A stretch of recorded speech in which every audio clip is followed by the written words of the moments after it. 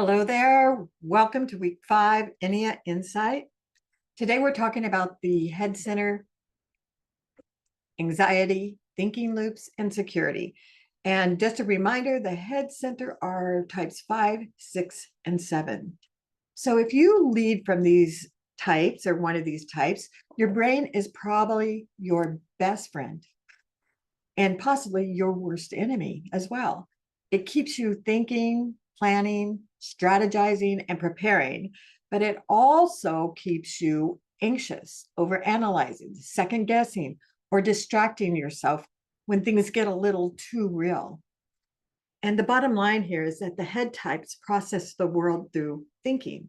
So, and if you're thinking you're safe, right? Well, that's not exactly true in 5 minutes.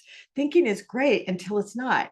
And if you've ever found yourself lying in bed at night, replaying a conversation like from 10 years ago, or making 3 backup plans for something that hasn't even happened yet, or jumping into a new project just so you don't have to deal with an uncomfortable situation, well, welcome to the head center.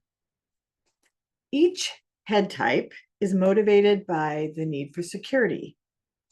And when things feel unpredictable, well, each one reacts differently. So let's just take a look at that. Type 5, the investigator, they think, I'll outthink fear by gathering all this knowledge. And the type 6, the loyal skeptic, they're like, I'll doubt everything and I'll plan for all the risk, all the possibilities. And then type 7, the enthusiast, their fear, they're like, fear? What fear? Let's go have some fun. So at first glance, these types seem wildly different, but here's what they all have in common. When uncertainty hits, their brains go into overdrive. So type 5 retreats inward, collecting knowledge like a little squirrel hoarding acorns for the winter. If I just learn enough, I won't have to deal with all the messy parts of life. And then type 6, they doubt everything, including themselves. What if I make the wrong decision? What if something goes wrong? What if I die because I choose the wrong brand of peanut butter? And then there's type 7, and type 7 says, whoa, this is uncomfortable. Why don't we go skydiving or something? If there's an escape hatch, a new idea, or an exciting distraction, they're already halfway out the door. So here's something I want you to think about. None of these strategies actually solve fear. They just keep you stuck in your own mental hamster wheel. So each head type has a loop that they can get trapped in.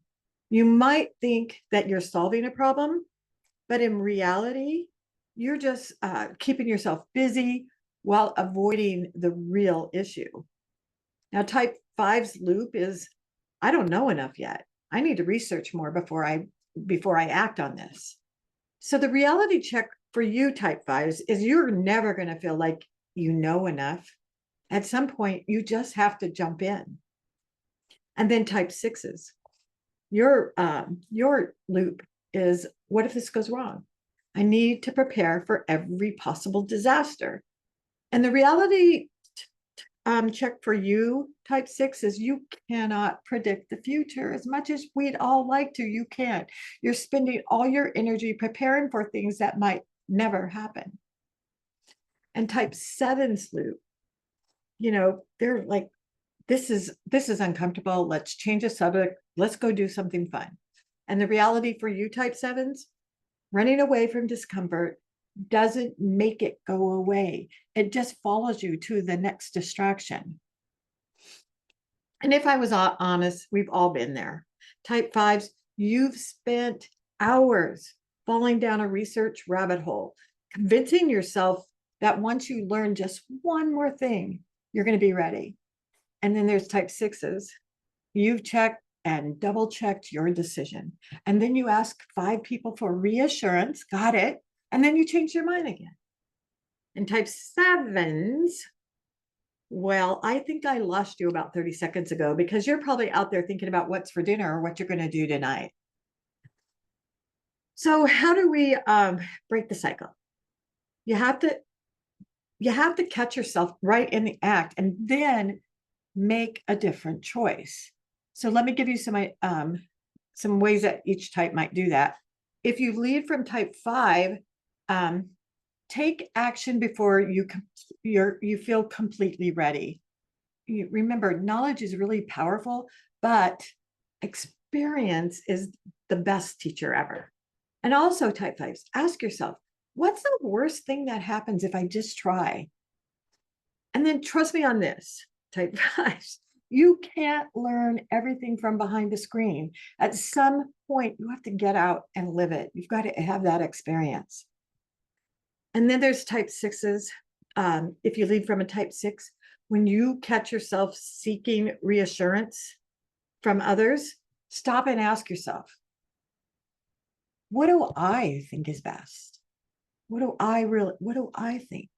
And then instead of playing out every possible disaster, remind yourself, I really can. I can handle whatever happens. And type 6s, your gut knows more than you think. Trust it. Trust it. All right. If you leave from type 7, pause before chasing the next thing. Just take a moment. Instead of distracting yourself, sit in that discomfort for just a little longer. Then ask yourself, am I running towards something or am I just running away? And remember that you don't have to fill every single quiet moment with noise. Sometimes clarity comes in the silence. So, all right, head types, remember this. Your brain is powerful, but it doesn't always tell the truth.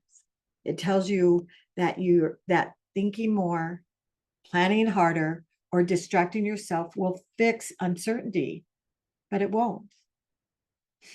The only way to get comfortable with uncertainty is to get comfortable with uncertainty. So this week, I want you to catch yourself in your loop. Notice when you start overthinking, avoiding, or seeking reassurance. And when you do, call yourself out. So I have a little challenge for you. Notice your go-to reactions to uncertainty. So do you research, do you overanalyze, or do you avoid? And when you catch yourself in that mental loop, stop, take a breath and ask, what would happen if I made a decision right now? And then please share your experience with us. Let us know what mental loop trips you up the most and what your experience with it is. Remember that by sharing with others, you let them understand that they're not the only ones out there. And you will see that you are not either. And that makes a big difference to us as we learn and grow from each other. Okay, so that's it for this Ennea-Insight. Keep an eye out for the full narrative lesson 5, where we're going to go even deeper into how these patterns play out in real life. And until then, watch your mental loops, challenge your patterns, and maybe just give your brain a break. Thank you very much.